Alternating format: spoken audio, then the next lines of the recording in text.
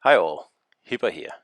Now today I am checking out the actual Hipper, and this is a ship that has had quite a rough time in the last year. I remember when Hipper was first introduced into the game as a ship belonging to the first new nation as well, which was Germany. And back then, having such a tanky cruiser here with such great AP and very, very nice torps if you're up close, that is. It was quite a game changer. Um, and that's why I also changed my gamer tag to Hipper back then, because I really loved this ship. I did probably 600 battles in it until the French uh, nation was added, and I totally left Hipper behind to start playing Charles Martel, and I never really returned to Hipper because it was never really worth it. I mean, it's a decent cruiser and it does well. Uh, Usually, I mean, you're never going to have horrible games in the ship, but it's also very hard to get really good games. Now, a Hipper does its best work within 6 kilometers of the enemy, and as I'm sure you all know, that's a very dangerous place to be for a cruiser, because in this ship you really need to get your torps in play, otherwise you are not going to do a lot of damage.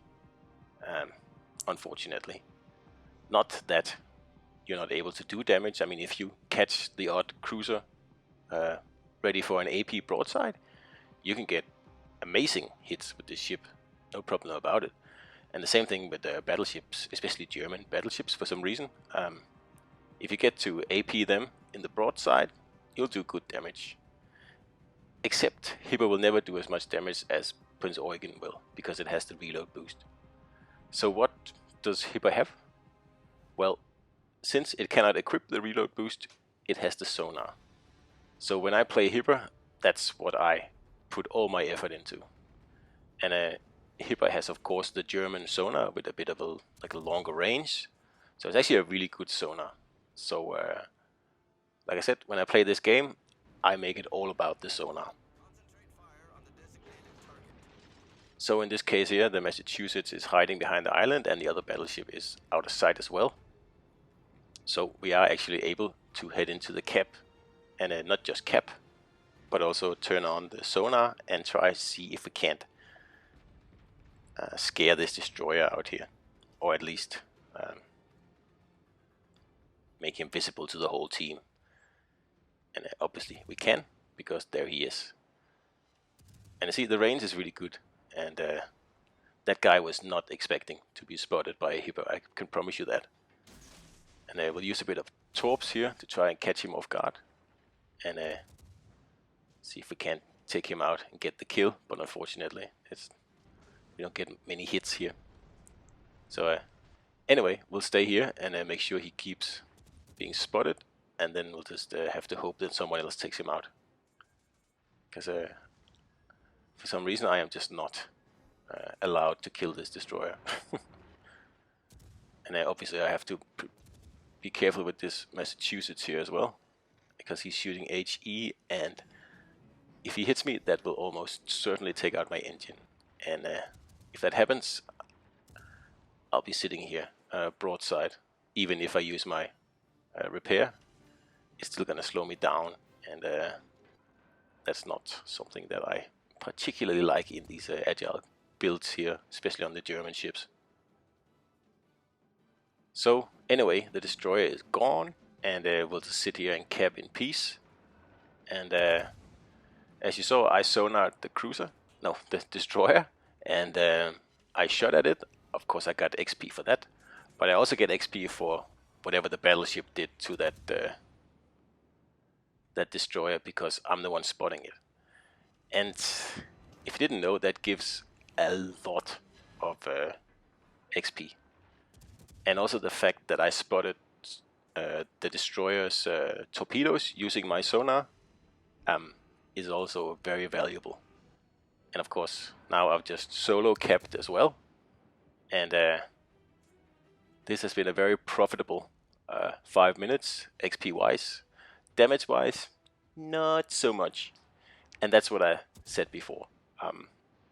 Unless you can get very close to the enemy, or the enemy presents you with lots of broadsides, the damage output of Hipper is going to suffer.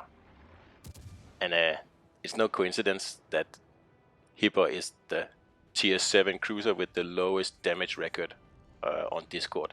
I think it's 220, which is really quite low when you think about it. And it is simply because that it's a difficult ship to get enough damage out of. I mean, it's not particularly hard to hit 100,000, and I think the most I've hit in this ship is probably just around 190, if my memory serves me right. I don't think I've hit 200. I can't remember, to be honest. So here we're just using the agile build here, but we're still taking a lot of damage, and that means we'll have to run away. Now this battleship here is totally overextending, and the destroyer is gone, the cap is ours, so there's really no point being that aggressive as this guy is. And especially when we are facing 3 battleships. So obviously this guy gets punished for it, and I will have to try to kite away in this Hipper here, who is probably one of the worst T7 cruisers for kiting. I mean, it can do it, no problem. It does have 2.4 second rudder, but it's just not very fast. With the spec I have here, I think I go 37 point something knots, and that's really not very fast. We're lucky to get the Massachusetts there. Yeah, like I said, the speed is pretty horrible, and that is the main problem with these German T7 cruisers here.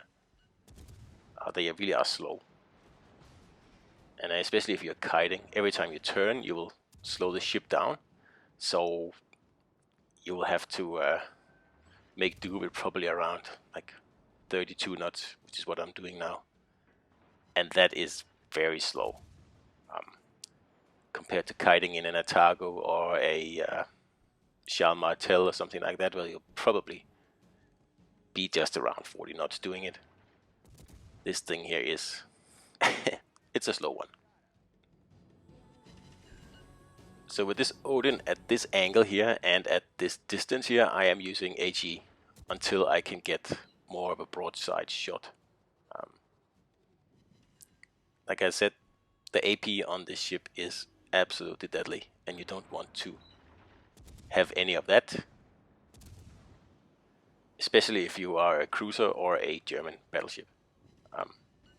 And I'm just trying to set up a broadside on this Odin here, which I am getting now, and just avoiding his shots there. That's exactly what we wanted to do. So I just want him to like stop worrying about me and start paying attention to someone else. Now, as you just saw, these 6 kilometer torps, they are pretty awful. And Prince Eugen, as most of you know, has 8 kilometer torps, and this is just much better. In this case, I would have been able to shoot torps at this Odin, but with Hipper, I have to approach. I have to get in closer. So now I'm switching to AP because I am getting within 8 kilometers, and I have a broadside, so I'm going to get more bang for my buck with AP at the upper belt on these German battleships here. That's a very nice shot there, 5,000 damage, which is reasonable. Sometimes you can get up to 10,000, and if you have Prince Eugen, where you have the reload booster, you can just like scoop in those 10,000 salvos. You can easily do 40,000 damage if you have a good target, while the reload booster lasts. So that's the Odin down there, and this part of the map here is safe. So we'll head over to B, which is the last area that's hasn't even been taken in the whole match. So we'll head over here and see if we can get in into a little bit of a a firefight over here. Now I would love to have a little bit more damage, because I haven't been able to get my torps in play in this battle here, and like I said before, it's down to the 6 kilometer range. It is pretty difficult unless you can ambush someone, or so the situation is just right, who knows.